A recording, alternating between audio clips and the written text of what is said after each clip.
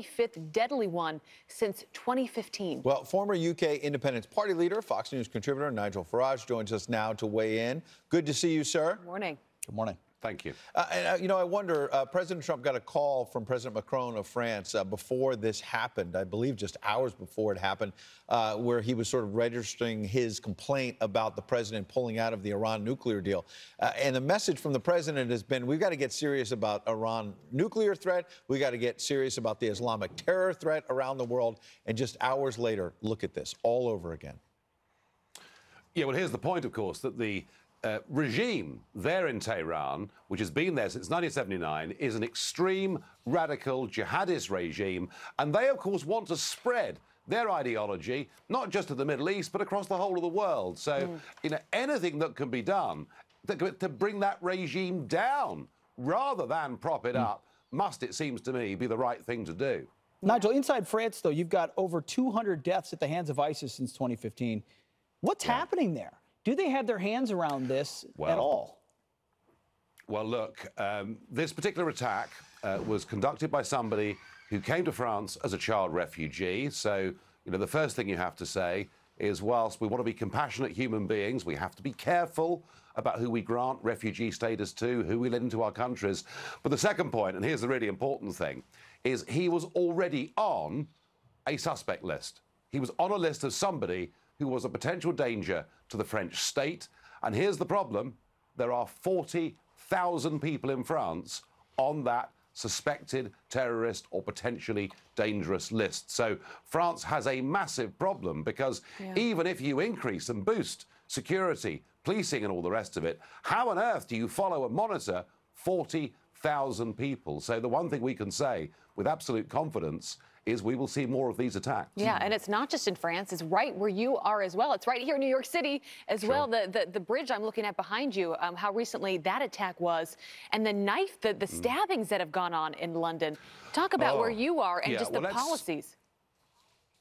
Let's draw a distinction here, between terrorism and the knife attacks. Now, London crime itself, what we've seen is a 44% increase year on year in the murder rate going on in this capital. It's mostly knife crime. It's mostly associated with gangs.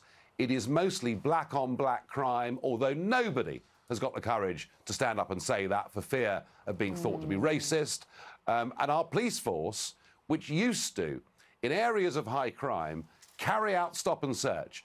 Stop people, frisk them down, see whether they had knives on them. Unfortunately, we've even backed away from doing that, again, for fear of being criticised as being racist. And the mayor of London, Sadiq Khan, who spends much of his time attacking Donald Trump or telling us we shouldn't eat burgers and other politically correct things, think about this.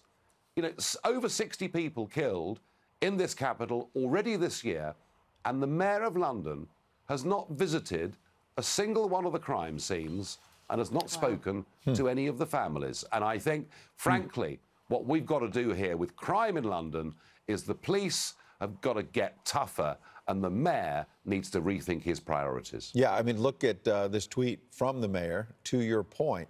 Childhood obesity, a problem in London, problem in the United States.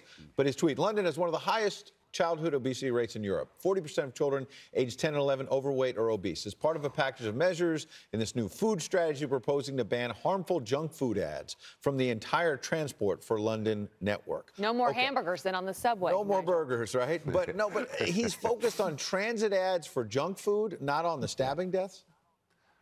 Yeah, I think that's right. And I think it is about priorities. And as I say, he's also busy criticising Donald Trump and saying he's not welcome in London and all the rest of it. But he's not gripped it. And again, you see, one of the problems that we've had with Islamic terrorism is that we've actually been frightened of dealing with problems within these communities. Again, it's this fear that if you tackle a problem head on, you get called racist for doing so. We've got to bury this rubbish. Do you know something? Actually, on crime in London, if we got tough with the offenders, it's black lives we'd save. Yes. So we've got to cut this nonsense, and we've got to get on doing the job and giving the police real powers. Yeah, well, these terror attacks are a real reminder of that, happening way too often. Nigel, great to have you on as always this morning. Appreciate it. Sunday. Thank you. All right, more craziness in California, pushing to replace Washington or Lincoln's birthday with a communist holiday.